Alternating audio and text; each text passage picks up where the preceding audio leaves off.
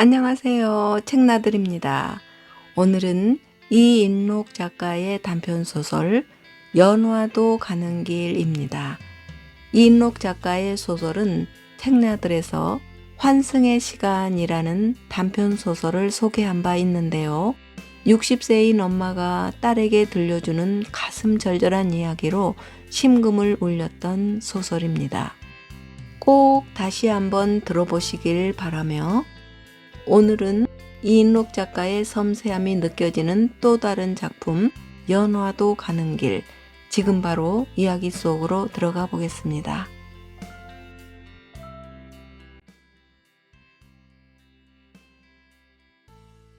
이명준 선생님께 드립니다. 저는 통영시청 문화예술과에 근무하는 박수현입니다.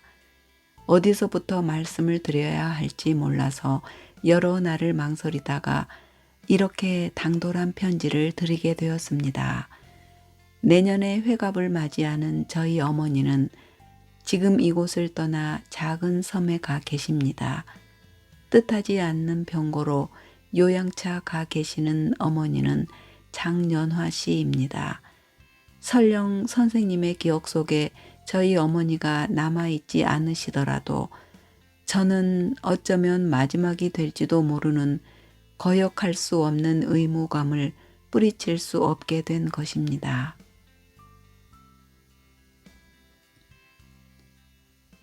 장연화라는 이름에서 그리고 내년에 회갑을 맞이한다는 말에서 내 가슴은 뛰기 시작했다. 마지막이 될지도 모르는 의무감이라는 말도 의미심장했지만 장연화라는 이름은 40년의 세월을 뛰어넘고 있었다. 내년에 회갑을 맞이한다면 내년에 정년을 앞둔 나와 동갑이고 더욱이 통영이라면 틀림없이 그녀인 것이다.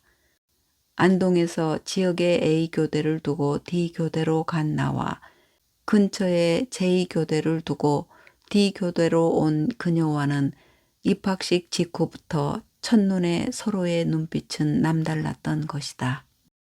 그것은 교대 근처 서로의 자취방이 골목을 사이에 둔 가까운 곳이라는 장소의 동질감이 우선 컸다. 등교 때면 골목에서 함께 학교로 가는 일이 거의 일상이 되다시피 한 것 또한 집을 떠나 먼 객지에서 생활하는 젊음의 시기를 붙들어주는 매개체가 되었으리라 생각된 것이다. 그때까지 바다 구경을 한 번도 하지 못한 나는 바다 이야기와 축렬사 그리고 한삼섬 등 통영 이야기를 자랑 삼아 하는 그녀의 깜빡이는 까만 눈 속으로 빨려들 듯 빠져들었던 것이다. 그래, 그녀 이름이 장연화였다. 저는 몇 년 전 긴 세월 동안 그리던 학창시절의 꿈을 이루게 되었습니다. 그것은 좀처럼 손에 잡히지 않을 것 같았던 소설가로 등단을 하고 문단말석에 이름을 올리게 된 것입니다. 근무하는 곳도 문화예술을 관장하는 부서로 저의 직무와의 연관성을 조금은 발휘할 수 있게 되는 곳이어서 나름의 역량을 펼칠 수 있다고 자신하며 근무하고 있습니다.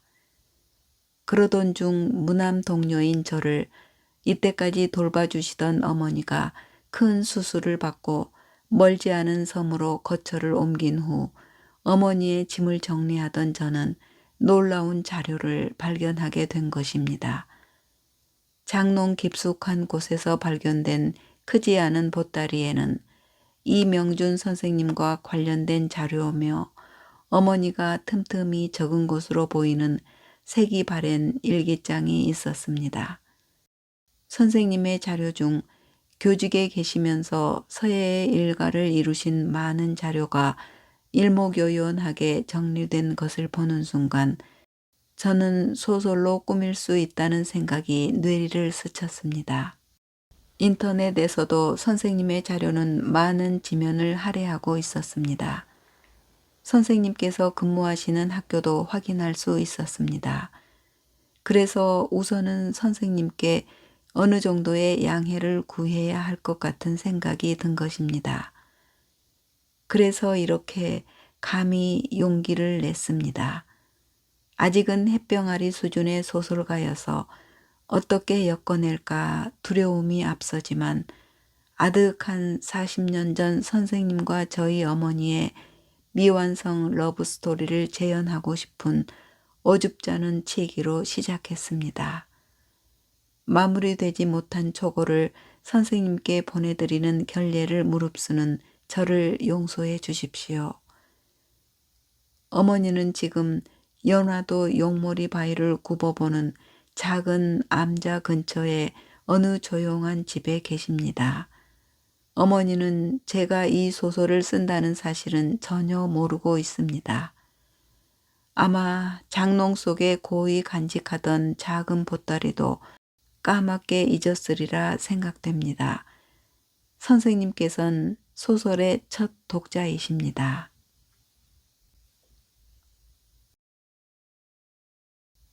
아니, 이 무슨 뜬금없는 소리냐? 지척에 교대를 두고 먼 곳 D교대라니? 너의 설명 한번 들어보자. 그곳으로 간다고 꼭 그쪽 지역의 학교로 발령받는 것도 아닌데 왜 그러세요? 설명이 빈약하구나. 서울이나 부산이라면 또 모를까. 대구 쪽이라니 말이다. 이곳이 바다여서 육지 깊숙이 가자는 건 아니고요. 내륙 학교로 가고 싶어서 그래요. 아버지 눈치만 살피던 어머니도 팔을 걷어붙이는 표정 뒤에 말했다. 연화야, 이제껏 한 번도 표시를 안 하더니 먼 곳으로 간다고 하니 부모로서 썩 내키지 않아서 그렇지. 넉넉지 않은 우리 집 형편에 떨어져 지낼 내 걱정이 돼서 하는 말이다. 학교에도 그곳으로 원서를 내기로 했으니 엄마 아빠도 헤아려 주세요. 나는 주장을 굽히지 않았다. 하긴 학교에서도 조금은 의아해야 한 부분이다. 특히 담임 선생님은 숫제 말리기까지 했다. 사실 그 어떤 이유도 없었다. 아름다운 이곳 풍광을 벗어나고 싶은 것도 아니었다. 새로운 환경에 대한 동경이라는 표현은 어쩌면 사치일지도 몰랐다. 필기와 면접 시험을 치르고 합격 통지를 받고 학교 근처에 자취방을 구했다. 이불 보따리와 단촐한 살림을 들고 동행한 엄마는 어린 것이, 어린 것이 하면서 내내 눈시울을 적셨다. 짐 정리를 마친 뒤 몸조심을 당부하며 기차역으로 갔다.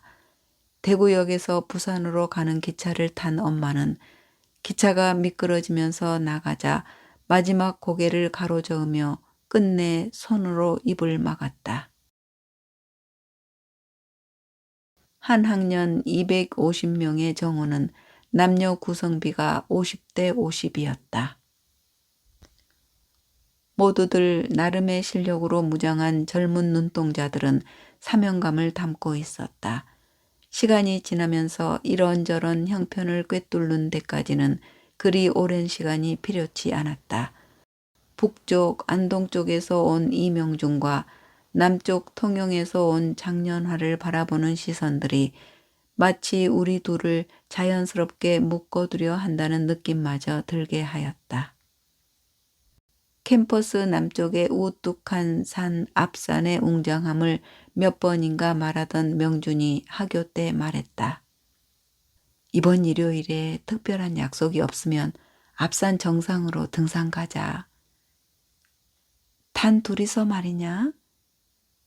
둘이면 되지 누가 더 필요하겠냐? 누가 보면 웃잖아. 조금은 호쾌한 그의 웃음소리가 좁은 골목길에 울려 퍼졌다. 나는 명준이가 나에게 프로포즈를 하는 것이 아닐까 생각했지만 내색은 전혀 하지 않았다. 대구 앞산은 산행이 시작되면서 얼마 지나지 않아 곧바로 급경사로 이어지고 있었다. 변변한 준비 없이 시작된 산행이었지만 우리는 거침이 없었다. 우리는 아직 손을 잡고 오를 수 있는 단계까지는 아니었다. 먼저 산행을 마치고 하산하는 일행들이 우리를 보고는 그래, 젊음이 좋다 라며 허술한 우리를 변호하는 듯 했다. 마침내 정상에 올라선 우리는 함께 환호했다. 분지에 안긴 대구 시내의 광활한 풍경이 좌우로 그리고 저 멀리 아득히 이어졌다. 우리는 그렇게 한참 동안 말없이 대구 시내를 내려다보며 생각에 잠겼다. 나는 그때 우리 앞날도 저렇게 펼쳐진 것처럼 거침없이 나아가자고 염원했는데 명준이도 같은 생각을 하리라 믿고 싶었다. 멀리 북쪽에 동서로 장쾌하게 우뚝한 산이 팔공산이라고 명준이 말했다. 과연 대구를 품고 있는 두 산은 예사롭지 않았다. 정상에 오른 사람들의 환호도 계속 이어지고 있었다. 한참을 그렇게 말없이 바라보던 우리는 내려가는 길에 섰다. 군데군데 경사가 심한 곳에서는 내가 자연스럽게 명준에게 손을 내밀었다. 명준은 주저없이 내 손을 잡아주었다. 나는 계속 명준에게 내 손을 맡기고 싶었다. 평탄한 길에서도 손을 잡고 싶었으나 남의 눈을 의식한 우리 둘은 서로의 손을 밀어내야 했다. 산행에서 돌아와 집 앞에서 헤어질 때 명준이가 말했다. 다음 일요일엔 시내 구경 갈까? 시내 구경? 그래, 서점도 가고 유명한 동성로 구경도 하고 영화도 보고. 서점 구경을 가자는 명준의 말은 신선하게 다가왔다. 영화라는 말에 나는 명준을 돌아보았다. 그때까지 발견하지 못했던 명준의 눈이 참 깊구나라는 생각이 불현듯 들었다. 서점이라니? 학교 도서관에도 책이 넘치잖아. 학교 도서관에 비할 수 없지. 신간 구경도 쏠쏠하다. 사지 않고 읽는 신간이란. 명준의 눈웃음이 내게로 여지없이 파고든다는 생각을 하면서 나는 가자 라고 말했다. 다음 주 일요일 우리는 동성로까지 걸어서 갔다. 가깝다고는 할 수 없는 거리였지만 걸어서 갔다. 돌아보니 지난주에 올랐던 대구 앞산이 저 멀리서 우리를 내려다보고 있었다. 순간 내리막에서 잡았던 명준의 손이 새삼 부드럽게 다시 느껴지는 듯했다. 저만치에서 보였던 본영당 서점이라는 간판 아래서 명준이 섰다. 내가 간판을 올려다보는 사이에 명준이 말했다. 연화야, 앞으로 우리 단골이 될 서점이야. 단골? 내가 선뜻 이해하지 못하는 표정을 짓자 명준이 서점 문을 열고 성큼 들어섰다. 따라 들어선 나는 깜짝 놀랐다. 넓은 벽을 채운 책도 책이지만 꽉 들어찬 사람들이 모두 책을 들고 있었다. 아니, 독서 산매경에 빠져 있었다. 명준은 나를 한쪽으로 끌고 갔다. 잠시 책을 살피던 그가 주저없이 책을 빼들었다. 황석영의 객지였다. 나는 순간적으로 아를 내뱉었다. 같은 국어교육과를 다니지만 명준이의 독서 정서를 가늠하지 못했던 나는 내가 꿈꾸는 소설가의 필독서라 할 책을 명준이가 펼친 것에 더없이 기뻤다. 명준은 책장에 기대어 책을 읽기 시작했다. 말을 붙이기가 민망할 정도로 심취한 모습이었다. 주저하던 나는 서점을 한 바퀴 돌면서 책 구경을 했다. 2층까지 서점 구경을 하고 내려와도 명주는 그 자리 그 자세로 서서 책을 읽고 있었다. 상당한 시간이 지났음을 암시하는 표정으로 다가선 내게 명주는 그래, 이제 동성로 구경할까? 라며 책을 제자리에 꽂았다. 서점을 나서며 배고프제? 라고 말한 명준이 맛이 기막힌 떡볶이집이 있다며 앞섰다. 동성로 거리엔 인산인해를 이룬 사람들이 오가고 있었다. 어느 정도의 허기를 참았던 우리는 사람들이 줄을 선 떡볶이 집으로 향했다. 그리고는 기다린 보람을 보상해주는 떡볶이 맛에 놀란 표정을 감출 수 없었다.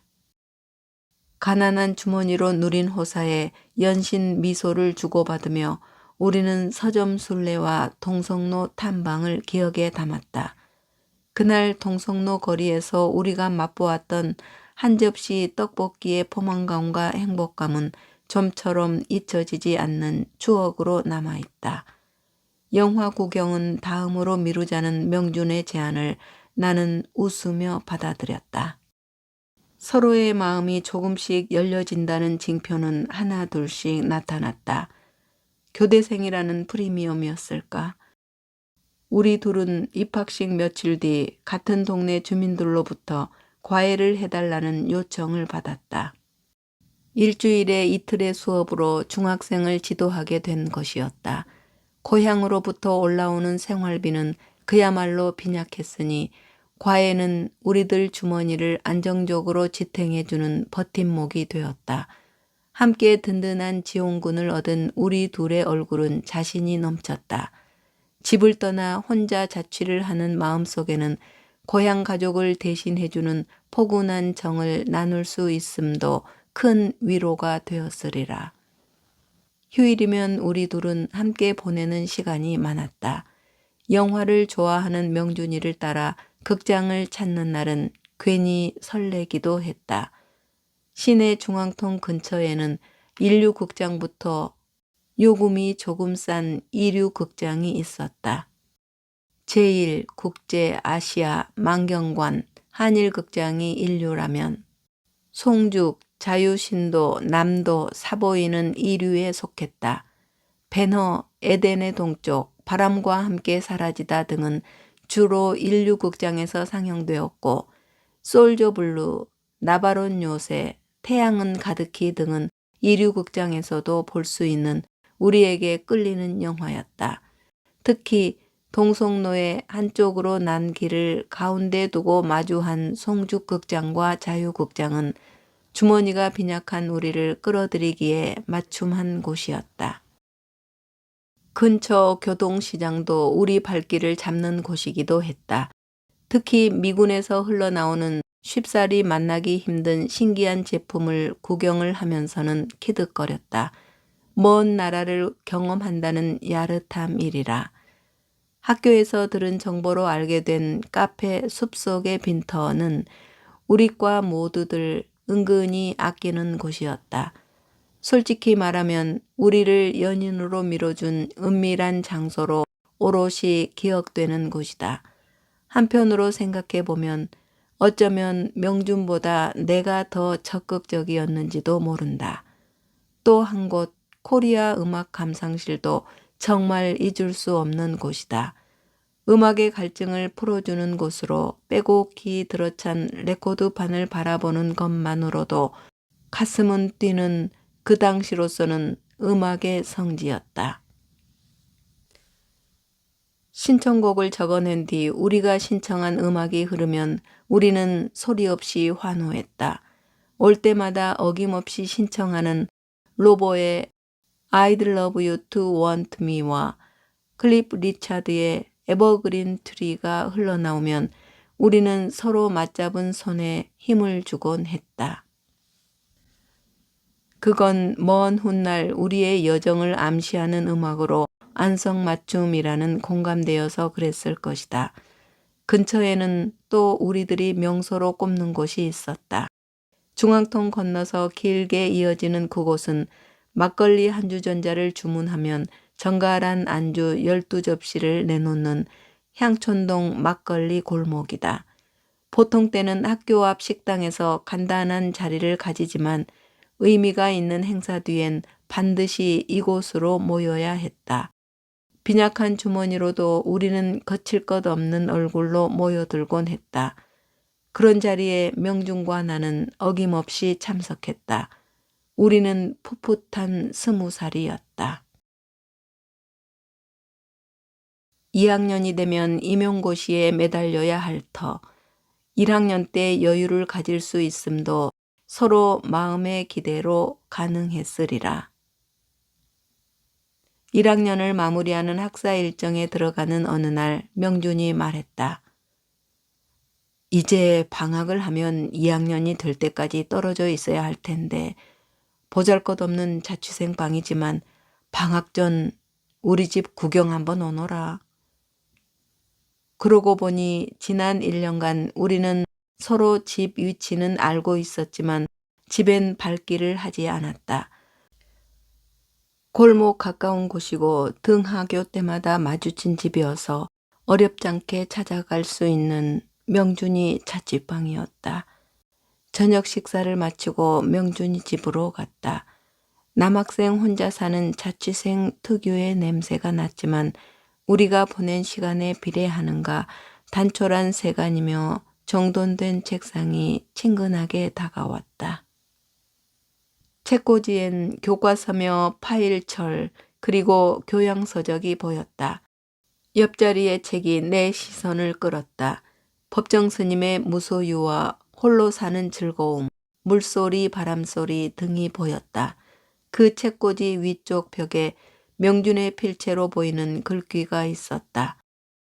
맑은 시선, 조용한 미소, 따뜻한 손길, 말이 없는 행동이 내 눈길을 끌었다. 법정 스님의 책에서 따온 글귀로 보였다. 영화 관련 책자도 보였는데 영화에도 관심이 있는가 싶었다. 그리고 서예에 관한 책자도 보였다. 생각해보니 명준의 글씨체는 예사로운 글씨가 아니었다. 초라한 내 책상에 비하면 풍성한 책꽂이를 보면서 쉽게 말할 수 없는 깊이가 느껴지는 명준이가 새롭게 다가왔다.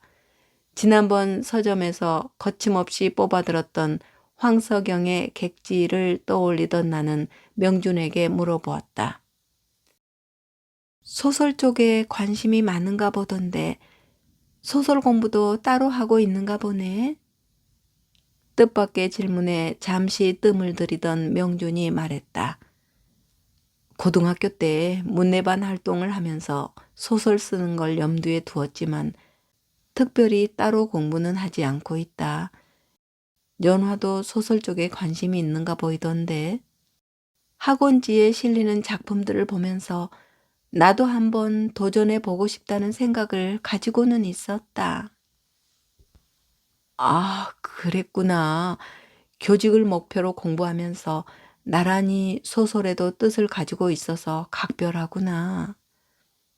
자연스럽게 잠시 소설 이야기를 나누던 우리는 교직에 몸을 담더라도 소설로 꼭 등단을 하자는 목표를 서로 공유했다. 몇 권의 소설책 역시 책꽂이 한쪽에 가지런히 꽂혀 있었다. 옆에 영화 관련 책 쪽으로 시선을 보내면서 명준에게 물었다. 영화에도 관심이 많구나. 관심은 있지만 아직은 문외한 수준이다. 그러면서 명준은 파일에 필기해둔 자료 하나를 보여주면서 일반적인 정서와는 배치되는 건 아닌지 모르겠다마는 이쪽 작품들에 관심을 조금 가지고 있다고 말했다. 나는 호기심에 그 자료의 내용들을 뒤적거려 보았다. 필생의 목표로 하는 찾아가 보고 싶은 무대와 장치들, 아라비아 로렌스, 데이비드 린 감독, 헐리우드 영화에서 그 존재를 처음 알게 된 아라비아, 다마스커스, 바그다드, 하늘을 날아가는 양탄자, 베일을 들이운 여인들의 침실, 베개와 방석을 깔고 비스듬히 누운 하렘 여자들의 젖가슴, 헐렁헐렁한 바지를 입은 남자들, 화려하게 장식하고 초생딸처럼 생긴 칼, 지붕이 만두처럼 동그랗게 생긴 집들에 대한 환상적이고 시각적인 개념 등은 알듯 모를 듯 읽혔다. 다시 다른 파일에 적힌 내용도 읽을 수 있었다. 사막의 화원. 사랑을 하는 사람은 어느 누구도 악할 수가 없다. 모래로 운명을 점치는 존 캐러딘의 예언을 무시하고 끝없는 사막으로 사랑의 요로를 떠나는 두 사람. 모래와 하늘과 태양밖에 없는 풍경. 석양의 사막 위에 걸려있는 조개구름. 푸른 달밤의 횃불. 오아시스의 종려나무 밑 샘물이 있는 그늘. 카라반의 행렬. 낙타. 헝겊천막들. 수염을 기르고 터번을 두른 유목민들. 파란 베일을 쓰고 선정적인 춤을 추는 여자들. 펄럭이는 불꽃 모양으로 움직이는 무희들의 손가락들. 뚜껑처럼 생긴 페이지 모자. 조금은 알듯해도 역시 화면으로 보는 것 이상의 정리는 요원했다. 그날 밤 명준의 방에서 내게 전해진 일련의 자료들은 우리 둘을 강하게 견인해주고 있다고 나는 믿었다. 미군 바지를 검정색으로 염색한 옷을 단벌로 입는다 해도 과언이 아닐 정도로 명준의 옷은 단순했다. 가난한 대학생이었던 것이다. 그런 대학생이 책에 대한 목마름을 서점에서 선체로 속독으로 읽어내리는 재주를 명준은 가진 것이었다. 학교 도서관도 많이 이용하는 명준이가 서점을 찾는 것을 작은 기쁨으로 여긴다고 나는 단정하였다. 새로운 시선으로 바라보게 된 계기가 되었는지도 모를 것이었다. 그 특별함으로 명준이가 내게 각인되었다. 이렇게 안동으로 가는 기차에 몸을 실은 내가 나도 낯설다. 임용고시에 합격한 명준이가 안동 길안면 D초등학교로 초임을 받고 근무한다는 소식을 편지로 보내왔다. 지난 1년간 우리가 주고받은 편지는 헤아릴 수 없다.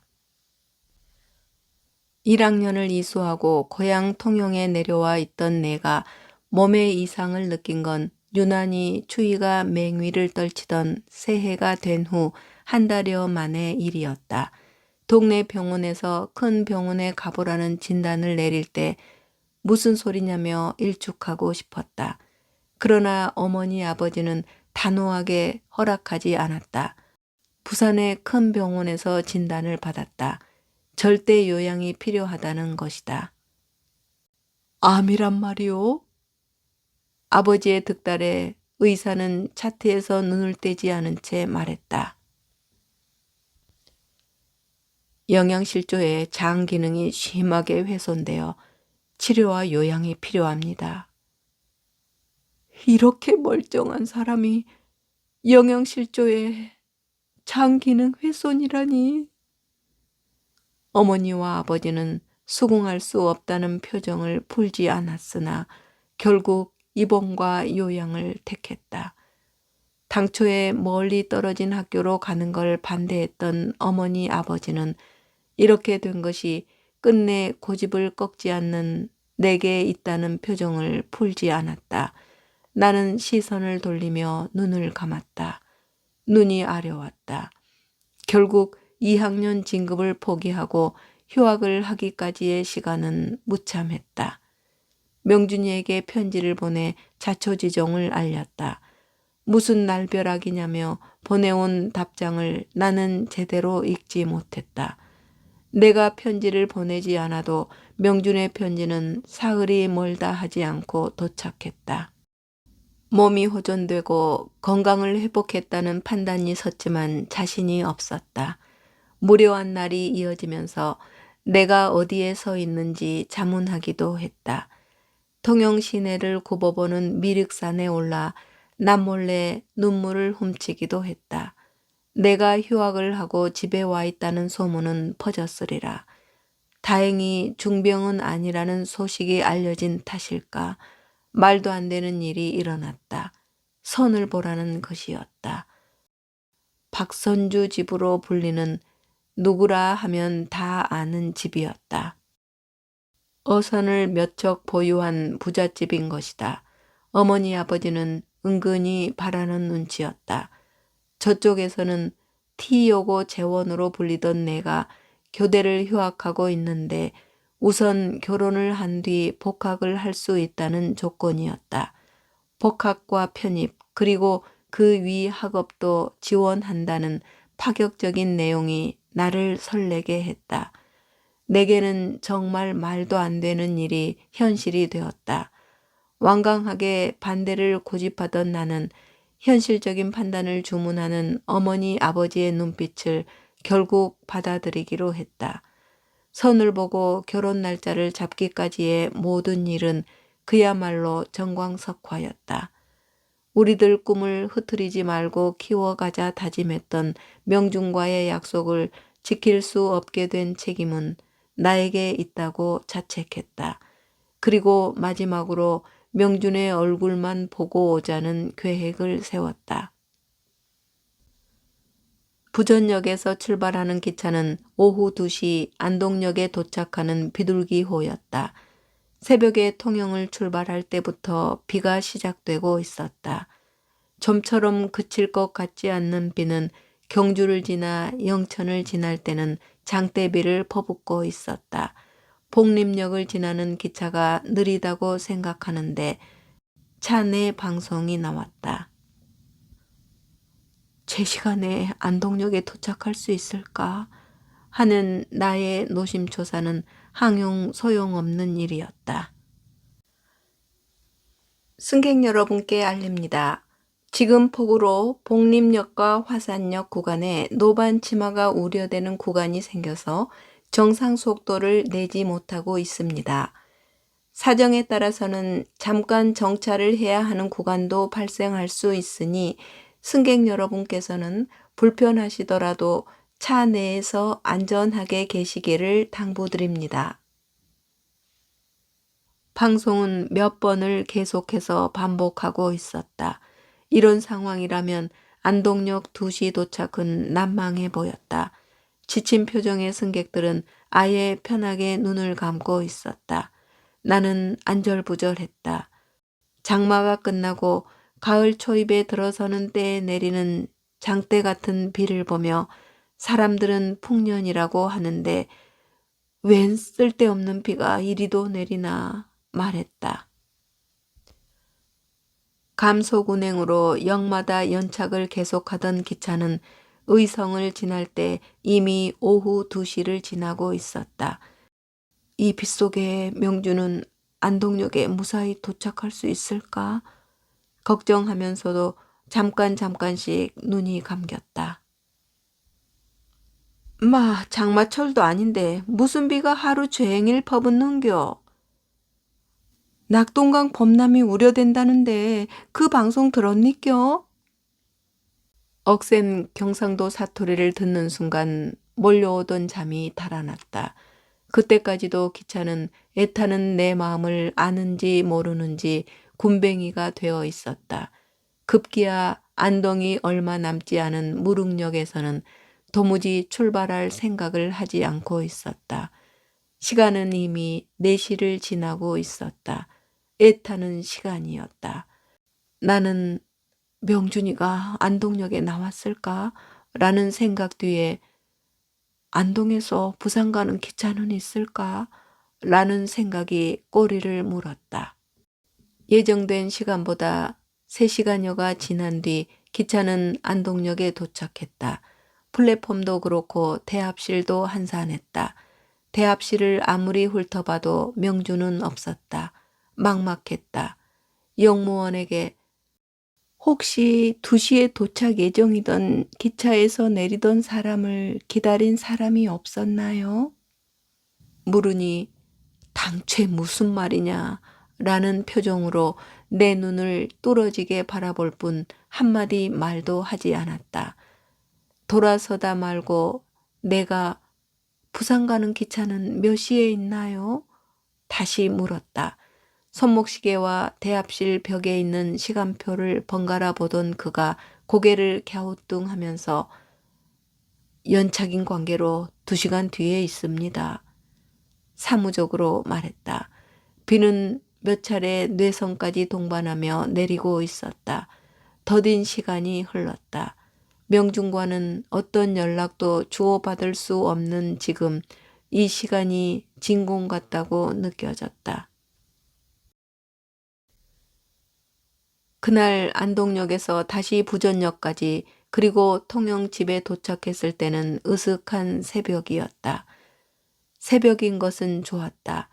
빗속에 집을 나선 내가 하루 종일 아무런 연락도 없자 우리 집에서도 시댁이 될 박선주 집에서도 난리가 난 것이었다. 내게서 어떤 시원한 대답도 얻지 못한 어머니 아버지는 박선주 집에 죄인 아닌 죄인이 되어 있었다. 두 집 외에는 모르는 일이 된 것이 그나마 다행이라면 다행이었다. 모든 것을 비로 돌리기에는 어림없는 행동이란 걸 나중에 알았다. 그리고 표면적으로는 축복받는 결혼식이었다. 크게 내세울 것 하나 없는 내가 박선주 집 박상진의 아내가 된 사실은 지역의 가십거리로 충분했다. 신혼여행을 제주도로 다녀온 다음 날부터 박상진은 사회를 대변하는 지역의 인사였다. 시아버지의 그늘이라 해도 지역의 크고 작은 모임과 행사에 주빈으로 참석하는 시간이 많았던 것이다. 가정보다는 회사와 지역사회가 우선인 유명인사인 것이다. 그런 처신에 시부모님도 전적인 무언의 동의를 해주고 있었다. 딸 수연이가 태어나고 잠깐 가정에 충실하는 것 같던 그가 어느 날 행사에 갔다가 늦은 귀가 뒤 술이 거나한 채로 내게 말했다. 그의 개슴츠레 한 눈은 이미 도를 넘고 있었다. 장렬아 씨, 그날 비가 쏟아지던 날 안동에 다녀왔다는 그날 대체 누굴 만나러 갔지? 비가 쏟아지던 날? 안동? 그래, 하루 종일 안동에 갔다 온 그날 누굴 만나고 왔냐 이거야. 몇 번을 말했어.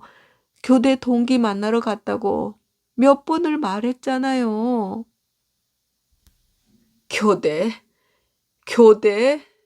좋다 이거야. 교대 동기? 남자야, 여자야? 사실대로 말하자면 안동에 가서도 만나지 못하고 왔네요. 이 여자가 사람을 바보로 하나? 남자냐 여자냐 말이야.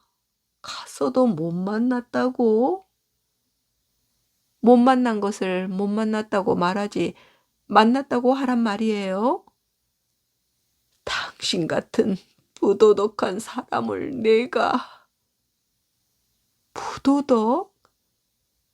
거기에다 정숙하지 못한 것까지. 정숙하지 못한 것? 내가 발끈하여 소리치며 대들듯 나서자 팔을 치켜들던 그가 두 손으로 자기 뺨을 사정없이 때리고 나서 새근대며 잠들어 있던 수연이가 잠에서 깬 기척을 하자 거실로 나가버렸다. 문득 명준이 생각이 뇌리를 스쳤다. 그때 내가 복학을 하고 임용이 되고 우리 둘이 결혼을 하고 소설가의 이름을 올리고 부자가 아니지만 한 가정을 이루었다면 지금과 같은 회환이 들까 하는 생각이 부지불식간에 몰려오는 것이었다. 지아비로부터 부도덕하고 정숙하지 못한 사람이라는 소리를 듣는 이 참담함을 무엇으로 상쇄할 수 있을까? 자문해 보아도 허망함만 남는 것이었다. 특히 쓰고 싶은 소설을 한 줄도 쓰지 못하는 현실은 끝내 부정하고 싶었다. 그래도 수연이가 예쁘고 똑똑한 아이로 자라주어서 내게 선물이 된 것은 고마운 일이었다. 수연이가 대학 입시를 얼마 남겨두지 않은 어느 날 비보가 날라들었다. 통영문화예술회관 근처의 내리막길에서 교통사고가 났다며 경찰에서 연락이 온 것이다. 가드레일을 들이받고 5미터 아래로 전복한 사고였다. 사망사고였다. 수연이 아빠였다. 동승자가 있었다. 여자였다. 경찰에선 신원 확인 중이라는 답변만 되풀이하고 있었다. 나로선 확인할 필요도 없는 일이었다. 그날 밤 통영문화예술회관에서 큰 행사가 있다는 것은 여러 매체에서 알려주어서 익히 알고 있는 행사였던 것이다. 이때까지 나를 부도덕하고 정숙하지 못한 여자라는 표현을 시도 때도 없이 퍼부어대던 사람이었으니 신원하기는 무의미하다는 생각이 쉬지 않고 밀려왔다. 수연이가 대학을 졸업하고 통영시청의 공무원으로 발령을 받는 날, 나는 조용히 그때를 떠올려 보았다. D교대 2학년 복학을 했더라면 교직에 몸을 담고 쓰고 싶은 소설을 쓸 수 있지 않았을까 하는 것이었다. 그것은 20살 시절 1년간 대구에서 보낼 때만큼 빛나는 시절이 없었다는 생각이 밀려왔기 때문이었다. 다행히 수연이가 엄마 피를 이어받은 영향일까? 소설에 관심을 보여주어서 내가 못다한 꿈을 이루어 줄 것 같은 생각이 더 간절한 것이다. 한 가지 지아비로부터 평생 들었던 저주가 동티로 나타났을까?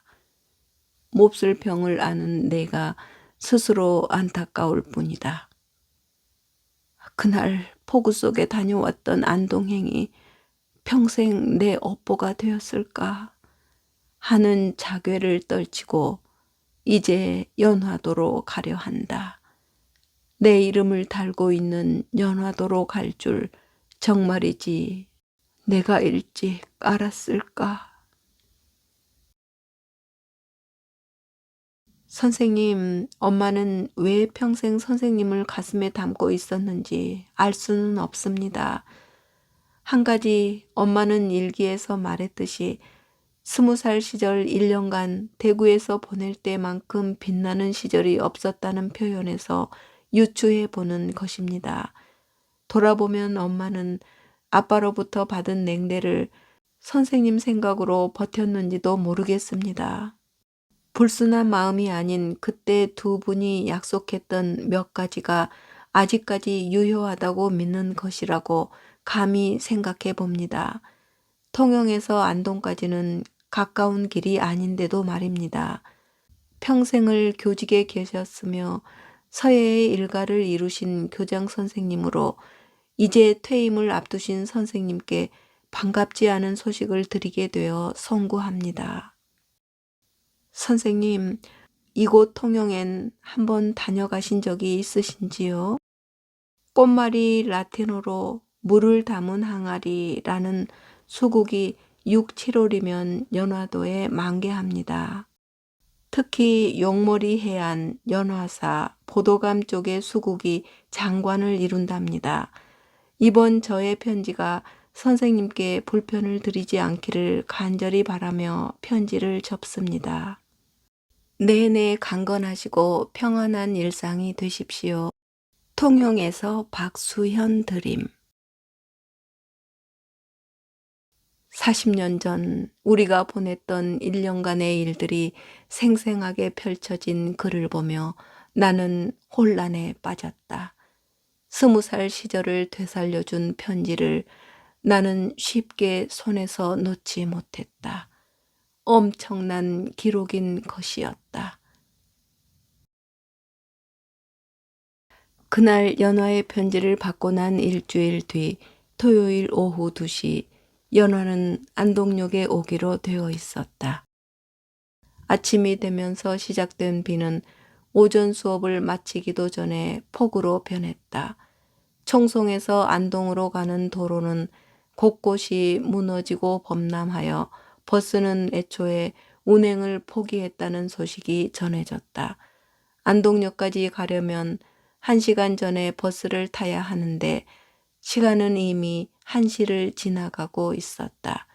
발을 동동 구르던 나는 안동역에 전화를 했다. 여보세요? 안동역입니까? 예, 안동역입니다. 부탁이 있는데요. 잠시 후 2시에 도착하는 부산에서 오는 비둘기호 기차 승객들 내릴 때 방송 좀 해주실 수 있겠습니까? 방송을요? 기차에서 내리는 승객 중 장연화 씨가 있으면 오늘 안동역에서 만나기로 약속한 이명준 씨가 폭우로 찻길이 끊겨서 못 온다고 하니 다시 부산으로 돌아가 주세요. 라고 말입니다. 사적인 일인 그런 방송을 역에서는 할 수 없습니다. 그래도 좀 해주시면 안 되겠습니까? 사적인 방송은 금지되어 있어서 할 수 없습니다. 꼭 만나야 할 사람인데 도저히 갈 수 없는 형편이어서 그렇습니다. 암튼 사적인 방송은 불가입니다. 무너지는 듯한 가슴을 교실 창문에 밀어붙인 나는 비가 제발 좀 잦아들기를 기도했다. 비는 아랑곳하지 않은 채 장대비를 퍼붓고 있었다. 이윽고 시간은 2시를 지나 3시로 향하고 있었다. 하늘도 무심하지 라며 눈을 지그시 감을 때 눈가에 물기가 느껴졌다. 연화는 안동역에 도착했을까? 낙동강 범람이 우려된다는 이 빗속에 기차는 안동역까지 왔을까? 부산으로 돌아가는 기차를 연화는 탔을까? 돌아가는 기차를 못 탔다면 이 빗속에 어떻게 하고 있을까? 가슴은 미어지고 있었다. 복도를 지나가던 어느 선생이 아니, 이 선생 집에 안 가고 뭐 하고 있어요? 하는 말에 대답을 하는 곳도 있고 물바다가 된 운동장을 바라보며 망연해 했다. 연락은 두절되었다. 편지 왕래도 끊어졌다. 그렇게 무심한 세월은 속절없이 흘러갔다. 여태까지 다녀온 전국의 어느 곳보다 통영은 꽤 여러 번 다녀왔다. 욕지도, 소매물도, 연화도, 한산도, 사량도, 미륵산 통영운하 소호시장, 그리고 동파랑과 서파랑. 수국이 만개하는 6월과 7월이 오면 연화도에 일출과 일몰에 젖어보는 상상을 해보는 머릿속은 시간여행을 예비하는 순간들이 해무처럼 피어오르고 있었다. 네, 이야기는 여기까지인데요. 아련한 첫사랑의 추억은 누구에게나 있을 거예요. 이루지 못한 사랑이기에 더 아름다운 사랑. 하지만 애달픈 사랑이지요. 주인공처럼요. 지금처럼 폰만 있었어도 그런 일은 생기지 않았을 텐데 하는 아쉬운 마음도 듭니다. 그런데 지금은 또 너무 가벼운 사랑이 문제이지요. 우리 헤어져 라는 말도 문자로 하는 시대가 되었으니까요. 그러고 보면 옛날 사랑 방식이 그리워질 때가 있는 것 같습니다. 그런 감성을 느끼고 싶어서 우리는 또 소설을 찾지 않나 하는 생각이 듭니다. 그리고 촉촉히 젖어드는 감성, 꼭 경험하지 않았더라도 사랑에 빠지게 하는 소설 속 주인공이 되어보곤 합니다. 안타까운 헤어짐이었지만 그래도 따님 덕에 늦게라도 연화도에서 서로 해우하게 될 모습을 상상해 보니 미소가 지어집니다. 원이라도 없게 서로 만나 손 맞잡고 회포를 풀 수 있을 테니까요. 오늘도 편안한 시간 되셨는지요? 그럼 저는 다음에 또 찾아뵙겠습니다. 고맙습니다.